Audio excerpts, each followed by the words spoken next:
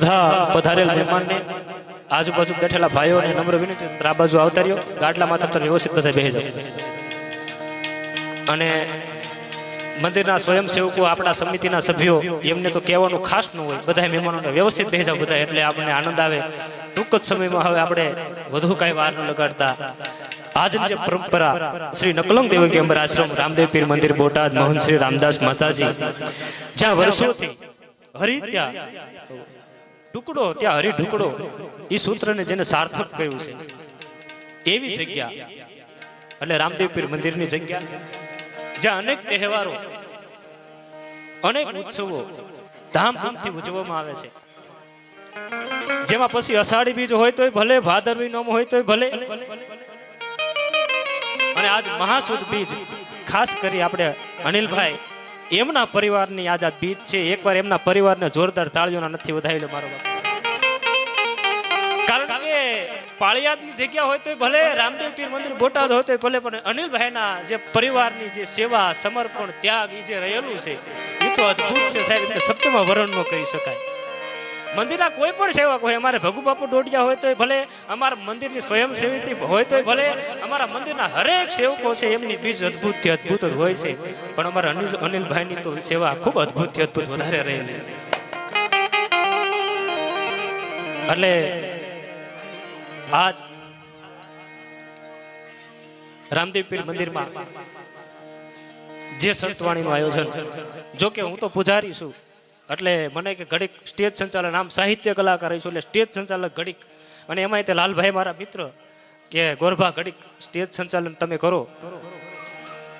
પણ મેં કીધું નામ સમાવડું કોઈ નહીં અને જપ તપ તીરથ જોગ, નામ હોય તો કોઈ કાઢે ને. મેં કીધું રાખવું જ નથી. મને ફોન કરે, મને કે રાખી તો, મેં કીધું રાખવું જ નથી લાલભાઈ. પણ રામદેવ પીર મંદિરમાં છે એટલે એક સરસ મજાની વાત કરવી છે. આજ સવારે અમે છે એ સદગુરુ રામદાસ માતાજી પાસે બેઠા હતા. એમાં અમારા અનિલભાઈ બેઠેલા, અમારા ભગવાન મામા બેઠેલા, અમારા જગદીશ મામા બેઠેલા, હું બેઠેલો, અને અમે રામદાસ માતાજી યારે સત્સંગ કરતા હતા. અને એમાં છે રામદાસ માતાજીએ કીધું બરોબર છે, ધીમે ધીમે ધીમે સંધ્યાનો સમય થઈ ગયેલો, રાતનો સમય થઈ ગયેલો, મધરાતનું ટાણું થઈ ગયેલું, તમરાનો ત્રમ ત્રમ ત્રમ અવાજ આવે છે એવી રાત જામેલી. એમાં હું બેઠેલો, અનિલભાઈ બેઠેલા, અમારા ભગવાન મામા બેઠેલા, અમારા જગદીશ મામા બેઠેલા, સ્વયંસેવક બધા બેઠેલા. અને એમાં મોહનશ્રી રામદાસ માતાજીના મુખમાંથી શબ્દ છૂટ્યા કે હે બેટા અનિલ, કે હા માતાજી, કે બેટા તુંબડું બહુ મીઠું છે, હો તુંબડું બહુ મીઠું છે. અમારા અનિલભાઈએ કીધું કે હા હો માતાજી, તુંબડું ખરેખર બહુ મીઠું છે. જેવી અનિલભાઈ હા પાડીને ફરી પાછા માતાજી બોલ્યા કે બેટા તુંબડું તો મીઠું છે પણ ટેરવાય બહુ મીઠા છે હો. અને ત્યારે અમારા ભગવાન મામાએ ફરી પાછું કીધું કે હા હો ટેરવાય મીઠા છે. માં તમારી વાત સાચી. અમારા ભગવાન મામાને માતાજીએ કીધું કે ટેરવા બહુ મીઠા છે. પછી અમારા જગદીશ મામાને કીધું કે બેટા તુંબડું મીઠું છે, ટેરવાય મીઠા છે, પણ જગદીશ બેટા રણકારો ખરેખર બહુ મીઠો છે હો. ત્યારે અમારા જગદીશ મામાએ કીધું કે હા હો માતાજી તમારી વાત સાચી, રણકારો એ ખરેખર મીઠો છે. અને બાજુમાં અમારા એમ કહેવાય કે રાજુ મામા બેઠેલા, એને કીધું કે બેટા તુંબડું મીઠું, ટેરવાય મીઠા, રણકારો મીઠો, પણ કડવું છે ને કડવો એ તો બહુ મીઠું છે, બહુ મીઠું છે, બહુ મીઠું છે. અને એમાં અહીંયા મારી જેવો અણહમજુ માણા બેઠેલો, એટલે મેં કીધું માડી આ તમે સરસ મજાની સત્સંગની વાત કરો છો, પણ મને આ કઈ સત્સંગની વાત સમજાણી નહીં, કઈ સમજાય એવી રીતે વાત તો કરો. અને ત્યારે મને કીધું, મને કે બેટા ઉગમની દિશા બાજુ કાન માંડ તો તને કઈ સંભળાય છે. ઉગમની દિશા બાજુ કાન માંડ્યા, બરોબર મધરાતનું ટાણું થયેલું, આપણી દેશી બેઠક સંતવાણી હોય એવો સંતવાણીનો આરાધ્ય થતો હતો. ધીમો ધીમો રામસાગર વાગતો હતો,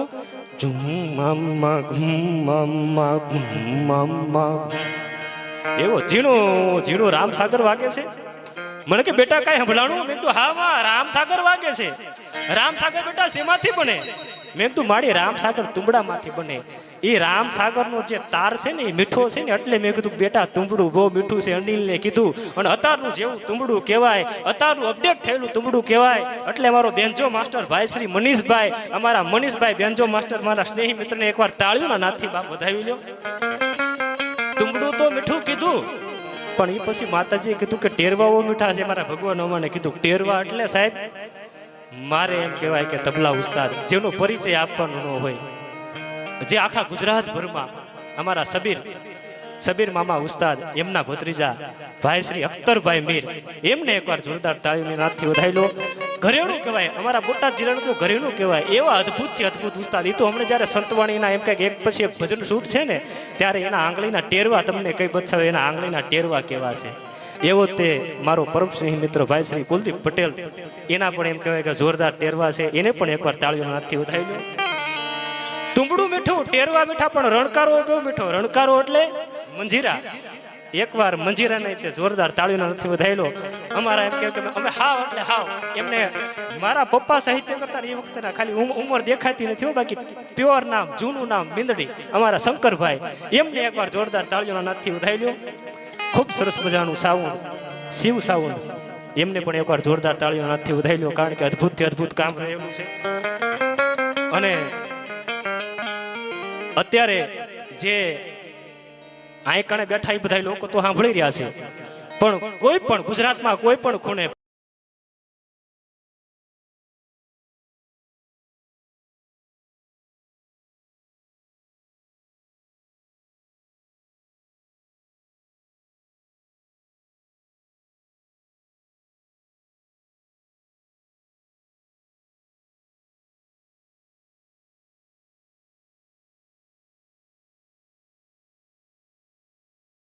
ઘરનો કાંઈ બહારનો નહીં, એટલે ઘરનો જય માતાજી.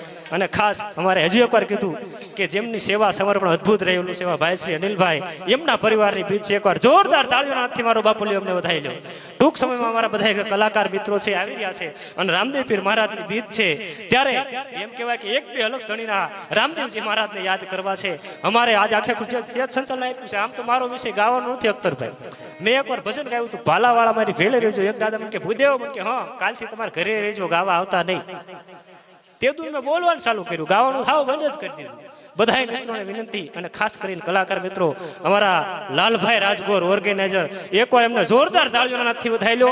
ધીરજભાઈ બારોટ, ખૂબ એમ કહેવાય કે નાની ઉંમર પણ મોટું નામ, એમને જોરદાર તાળીઓના નાદથી વધાવી લો. ઋતિકભાઈ પટેલ, એમને એકવાર જોરદાર તાળીઓના નાદથી વધાવી લો. અમારે દેવરાજભાઈ, એ પણ ટૂંક સમયમાં પધારી રહ્યા છે, એમને પણ જોરદાર તાળીને. અમારે બોટાદનું જેને ઘરેણું કહી શકાય, અમારા પરમ સ્નેહી મિત્ર ભાઈ શ્રી પ્રવીણભાઈ ખાચર, જે એમ કે ખૂબ સારા એવા પ્રવક્તા છે, એમને પણ એકવાર જોરદાર તાળીઓના નાદથી વધાવી લો. તેમજ આવેલા તમામ મહેમાનો, કદાચ નામ કોઈનું લેવાય ન લેવાય, અહીંયા હરેક ચહેરા જાણીતા છે, કોનું નામ લઉં અને કોનું ન લઉં, બધાને એકવાર તાળીઓના નાદથી વધાવી લો. અને ખાસ અમારા પરમ સ્નેહી મિત્ર અને અમારે હર વખતે આવ્યા હોય અમારા ભક્તિ સાઉન્ડ, એને પણ એકવાર જોરદાર તાળીઓના નાદથી વધાવી લો.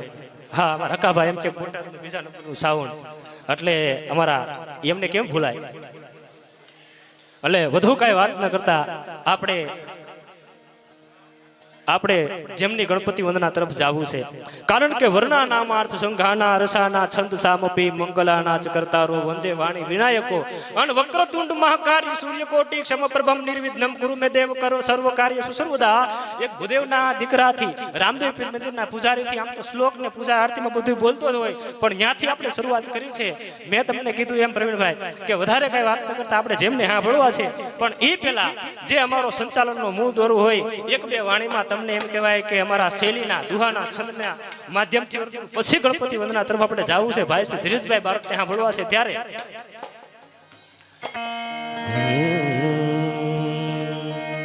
અને ખાસ બધાને વિનંતી, આજુબાજુમાં જે મહેમાનો બેઠા છે, જે ભાઈઓ બેઠા છે, એ બધા એકવાર પોતપોતાનું સ્થાન ગ્રહણ કરી લે. આપણું આયોજન છે, બસ ટૂંક જ સમયમાં આપણે વધારે કઈ વાત ન કરતા સંતવાણીનો દોર શરૂ કરવો છે. બધાને નમ્ર વિનંતી, પોતપોતાનું સ્થાન ગ્રહણ કરી લે. અને અમારા અનિલભાઈના આમંત્રણને માન આપીને પધારેલા મહેમાનો, મહાનુભાવો જે કોઈ હોય, આ સરસ મજાના ગાડલાની વ્યવસ્થા કરી છે. બીજા કોઈ મહેમાનો હોય તો ઉપર આવી જાય.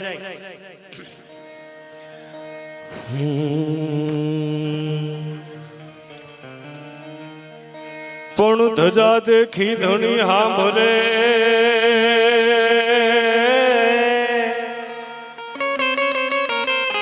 અને એના દેવાળ દેખી દુઃખ જાય.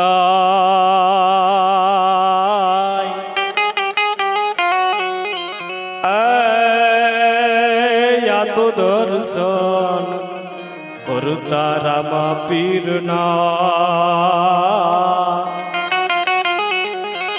અરે રે તો પૈનાય પાપ ધોવા અનુરામા કહું કે રામદે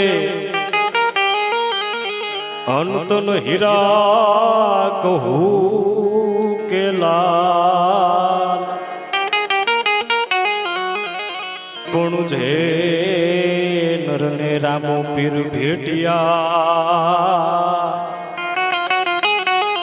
એ તો નર રે થઈ ગયા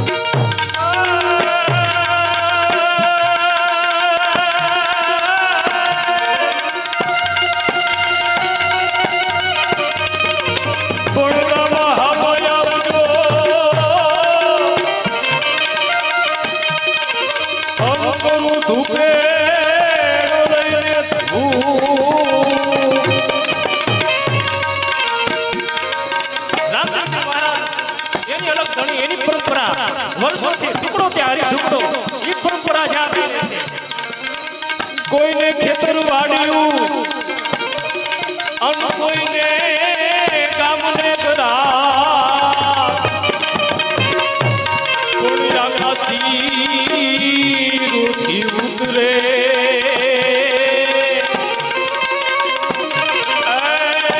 પરવે નકલા દેવીદા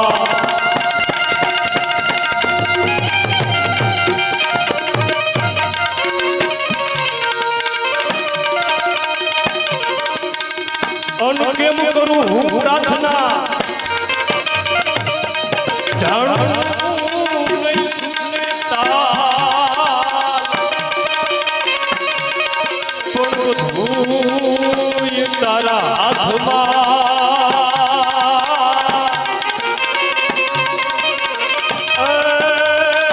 મારી હાલ લેજે ભગવાન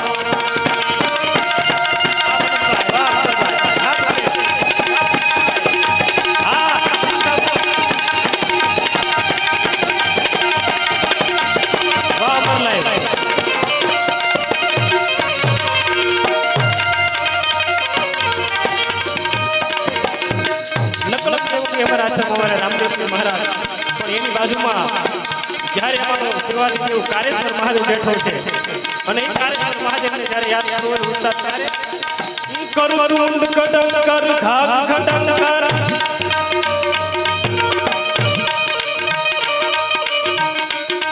કરું તુંડ કટંગ કર ખાગ ખટંગ કર મુંડ મટંગ કર ભય ભીના મંથન દધિ મંગ કર ભુજબલ ભંગ કર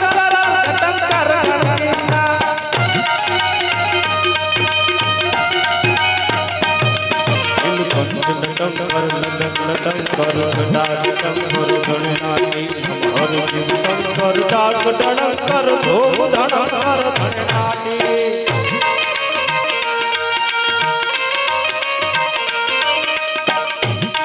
ચડિયાસી શંકર સારણ શંકર ભજો ભયંકર ભય હરના ગોપી જપંગ કર દેવ તપંગ કર નાલ પંકર તમ કરતા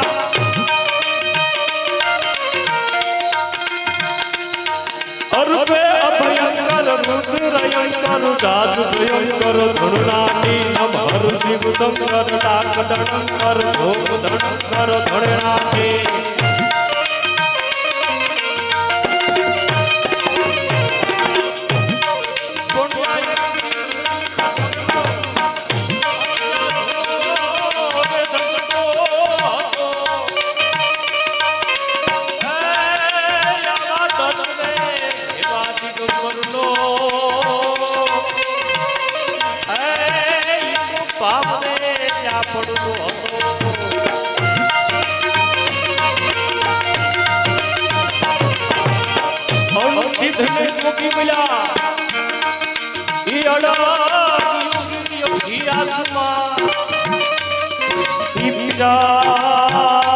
પ્રગટ હોઈયો એ પરમે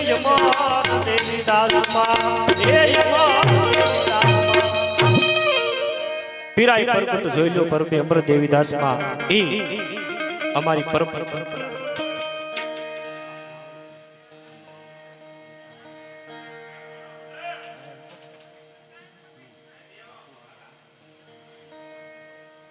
હવે વધુ કઈ વાત ન કરતા વર્ણા નામાર્થ સંઘાના રસાના છંદ સામપી મંગળા નાચ કરતારો વંદે વાણે વિનાયકો ગણપતિ મહારાજની વંદના તરફ જવું હોય ભજનિયા તરફ જવું હોય ગીતો તરફ જવું હોય તમને જ્યાં જ્યાં મોજ આવે ત્યાં હાકલો પડકારો કરતા રહેજો ઈથી વધારે મોજ આવે તો કઈ ઘોર કરતા રહેજો ખીચામાં હાથ નાખતા રહેજો આ તો અઠે ગઠે મારું હાલી ગયું પણ હું તો ઠીક ઠીક ભાલાવાળા મારી ભેળે રહેજો દાદા કે કાલથી તમારે ઘરે રહેજો એને જેવું છે ગાતા બાતા કઈ આવડતું નથી પણ વર્ણા નામાર્થ સંઘાના રસાના છંદ સામપી મંગળા નાચ કરતારો વંદે વાણી વિનાયકો વધુ કઈ વાત ન કરતા આપણે જેમને આ સાંભળવાના છે આજના મુખ્ય કલાકાર જેને કહી શકાય એ મુખ્ય કલાકાર ભાઈ શ્રી ધીરજભાઈ બારોટ ઉંમર નાની પણ એમ કઈક એની ગાયકી તો તમે જોઈજો એનો કંઠ તો તમે જોઈજો એકવાર જોરદાર તાળીઓના નાદથી વધાઈ લો ભાઈ શ્રી ધીરજભાઈ બારોટ એમને વિનંતી કરું પધારો મારા બાપલિયા એવી ગરવા ગણપતિ મહારાજની વંદના લઈને આવો આપની ઉર્મીમાંથી જેવા ભજનિયા